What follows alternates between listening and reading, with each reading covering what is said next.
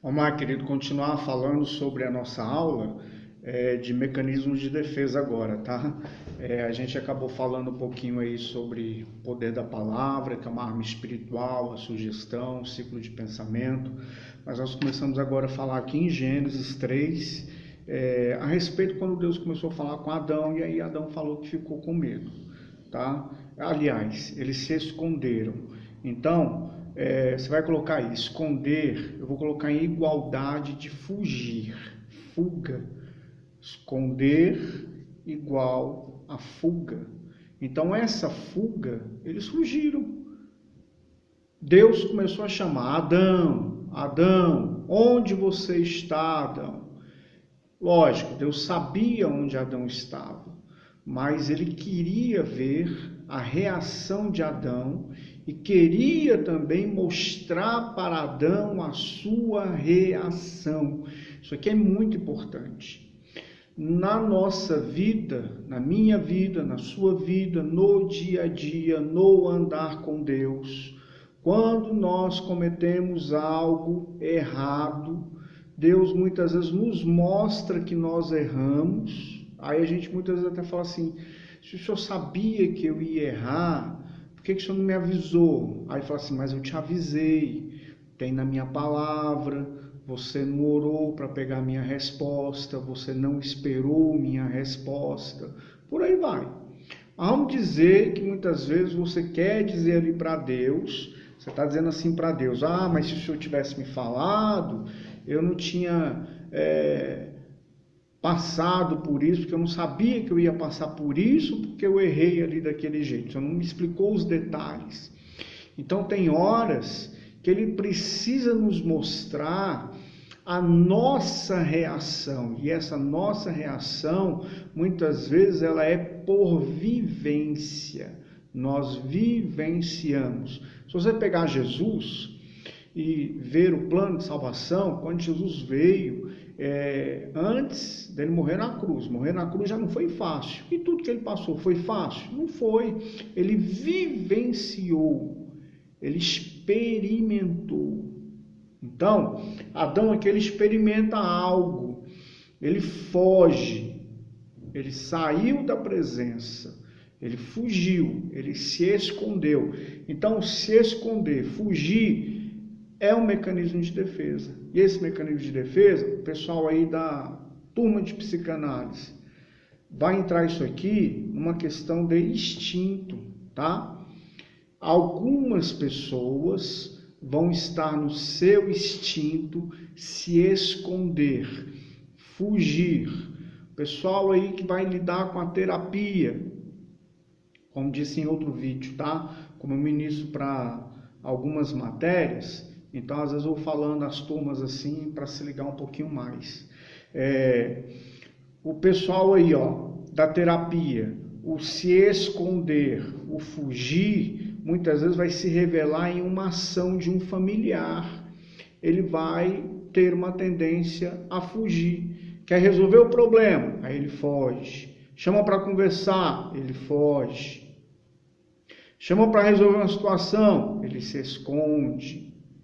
E esse se esconder, muitas vezes, em vez de ser só um mecanismo de defesa, ele muitas vezes vai ser um direcional de vida, e aí está o problema. Então há pessoas que vivem se escondendo. Aparece uma situação, se esconde. Aparece uma situação, se esconde. Aparece uma situação, foge. Aparece um problema, foge. Você quer ver um exemplo claro de resolução em parar de fugir? Jacó e Esaú.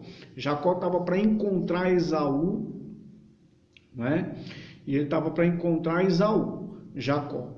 E Jacó, ele tinha tomado o direito de primogenitura do seu irmão. E aí, cada um foi para um lado, e Jacó já tinha ali as mulheres, filhos, bens, empregados, e ele vai se encontrar com Esaú, porque sabe que Esaú está procurando ele. E ele está morrendo de medo, porque ele acha que Esaú vai matar ele. E aí, ele vai e para no Val de Jaboque. Quando ele para no Val de Jaboque, ele não tem para onde mais correr. ele não tem mais para onde fugir. Ele não tem mais como se esconder do seu irmão, que ele precisa se acertar com ele. E aí o que acontece? Ele vai e luta com o anjo do Senhor, e o anjo do Senhor ainda fere ele na coxa. Então ele pensa assim, eu já não posso fugir, eu já não posso me esconder. Ainda tenho um encontro com o anjo fere minha coxa, então não posso mais nem lutar. Tem horas que o ser humano se encontra nesse estágio. Ele não pode se esconder mais, ele não pode fugir mais, ele não pode lutar mais com as suas próprias forças.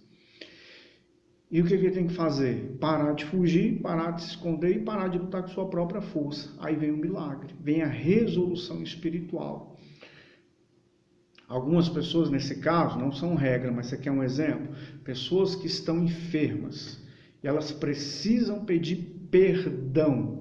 Ela não tem mais como esconder, não tem como mais fugir, e ela precisa ser curada.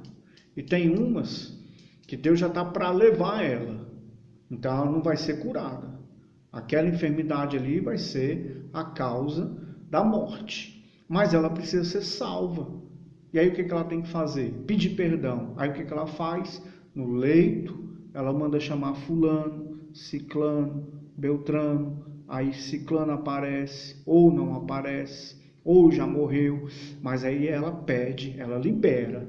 Não que ela vá pedir para quem já morreu, mas ela faz o pedido. A pessoa não pode receber o pedido, mas ela já está tirando aquele fardo dela. Eu preciso dizer aqui que eu fiz errado contra fulano, beltrano e ciclano. Eu preciso aqui pedir perdão porque eu fiz uma injustiça, eu falei isso, eu amaldiçoei, e eu falei assim, e eu falei assado. Ela precisa pagar aquela dívida. Então ela vai no leito de morte, ela pede perdão. Por quê? Porque ela usou aquele mecanismo de defesa como direcional. Se escondeu, fugiu de um acerto, de um pedido de perdão, de um acordo. Ela fugiu, desapareceu. Não quer conversa, não quero mais falar, não quero mais sentar na mesma mesa, não quero estar no mesmo ambiente. Se a pessoa entrar na mesma sala, eu saio. Se a pessoa vir na festa, eu não venho. Se a pessoa vir no Natal, eu não participo. Então o que essa pessoa está fazendo? Ela está fugindo. É um mecanismo de defesa? É. Aqui, o lado mal, o lado negativo. Qual é o lado bom desse mecanismo de defesa? Você está vendo um assaltante lá no final da rua. Você não viu. Mas vem uma intuição em você e fala assim, no final daquela rua tem um ladrão e vai te assaltar. Aí você fala assim, então eu não vou descer por essa rua. O que você vai fazer? Eu vou voltar, eu vou me esconder aqui de trás desse carro, vou sair de fininho e não vou passar pelo ladrão. Então aí é o bom do mecanismo de defesa. Você recebe uma intuição e acontece isso, tá bom? Por exemplo, uma chuva forte, aí tá aquela correnteza na rua, a 200 metros, um buraco se abriu, mas a correnteza, pelo volume da água, tampa o buraco. Aí você recebe, às vezes, um toque, até de Deus, do Espírito Santo. Ele toca em você e fala assim, não sai, que a chuva está forte. Você está fugindo da chuva? Está fugindo. Você está fugindo da situação. Você está se escondendo debaixo de um abrigo, debaixo de um teto. Aí você está falando assim, eu não vou, mas você tem medo da chuva? Pega um guarda-chuva e vai. Não, está com medo de molhar os pés? Vai lá. Aí você não vai.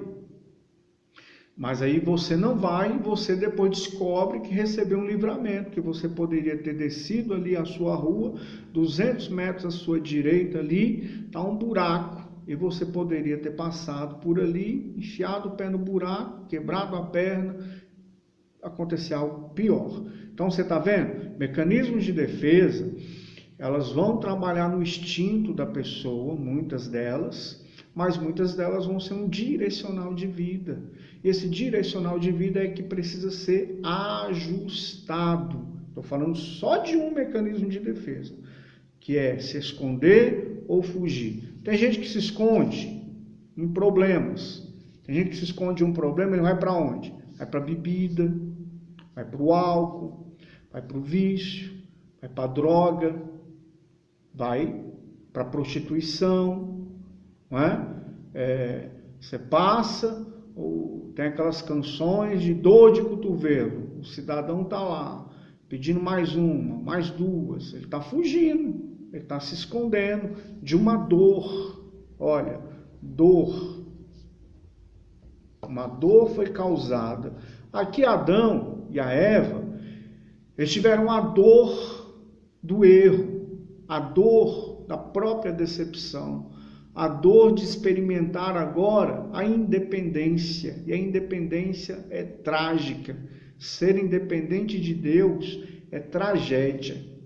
A pessoa pode ter uma vida com resultados plausíveis, financeiramente, intelectualmente, não crê em Deus, estou fugindo. Essa fuga, normalmente, uma fuga, normalmente, tá?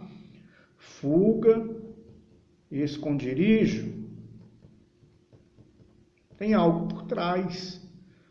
No caso de Adão e Eva, eles estão experimentando agora o governo da sua psique, o governo da sua alma, o governo das suas decisões, o governo dos seus sentimentos. E tem muita gente que está andando independente de Deus e precisa resolver isso aqui, ó. A fuga, o esconderijo, precisa resolver. Precisa ser humilde e falar assim: Deus, eu errei. Eu preciso tanto da sua direção. E na próxima decisão que o Senhor me der, eu vou esperar ela aqui bem quietinho, até o Senhor me responder. Até o Senhor falar comigo, até o Senhor disser assim: você pescou quantos peixes? Não pesquei nenhum. E passei a noite inteira ali pescando e não peguei nenhum peixe. E ele falar assim: então pega a rede agora e lança aí à tua direita. Aí você vai lá e lança debaixo da palavra dele. Mas você tentou a noite inteira e não conseguiu. Tem gente que está vivendo essa situação. Precisa parar, se encontrar com Deus e falar assim: eu vou parar de fugir, vou parar de me esconder, vou parar de fazer sozinho. Adão estava experimentando aqui o que era a consequência de fugir, se esconder. Ou melhor, ele estava aqui colhendo as suas decisões. E as suas decisões agora está fazendo ele experimentar isso aqui, ó. Originário de quê? Da sua psique. Originário da sua alma. Originário de onde? Dos seus sentimentos. E agora vem para uma ação. Se transformou em uma ação. Essa ação agora, ela tem uma origem. Origem, qual é a ação? O erro, a desobediência, a independência. Qual é a consequência agora? Ele está experimentando uma dor de não estar junto com Deus. Ele está experimentando uma dor da independência. Essa independência aqui traz dores. E as consequências de andar eternamente independente de Deus, vou fazer do meu jeito, não vou depender dele, eu não preciso do Senhor, eu não preciso, não, eu vou andar sozinho, porque é eu que decido minha vida. Aí vem consequência em prol disso, consequência. E aí ele foge, ele se esconde, que é um mecanismo de defesa. Então, a pessoa muitas vezes, ela vai se esconder, ela vai fugir, ela vai ter problemas. E esses problemas vão revelar um direcional. Existe o lado bom? Só para recordar, existe o lado bom. Quando eu recebo uma intuição, puxa, ali é perigoso, eu não vou passar por ali. Então você está fugindo daquele lugar. Mas existe o lado ruim. Você está se escondendo de Deus. Está se escondendo da dependência de Deus. Ah, vou fazer do meu jeito. Sabe o que é isso? Você está se escondendo da dependência de Deus. Quando você se esconde da dependência de Deus, você está arrumando um problema, porque você está sendo independente. Vai tomar as decisões do seu jeito, do seu modo, da sua forma, e aí é problema grande. Está fugindo, está se escondendo. Então, mecanismo de defesa. Tem um lado bom, tem um lado ruim. Detectei o lado ruim, tenho que ajustar, tenho que encarar. Como é que eu encaro? Vou fechar em 5 minutos aqui essa primeira parte sobre mecanismo de defesa, tratando agora de fuga, tá? Tratando de esconder-se. Sinceridade diante de Deus. A palavra sinceridade, ela vem de um termo chamado censera. Na antiguidade, o pessoal criava as máscaras para ir, principalmente na época medieval, para ir para aquelas festas de máscaras.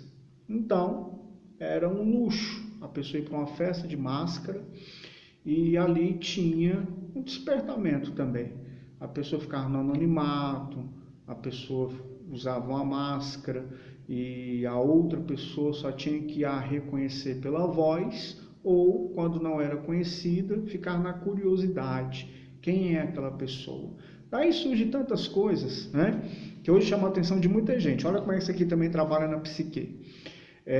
A turma hoje gosta de super-heróis. Cada super-herói é atrás de uma identidade. Você vê o Batman com aquela máscara, você vê o Homem-Aranha com aquela máscara, identidade secreta, ninguém pode saber, é aquela coisa toda.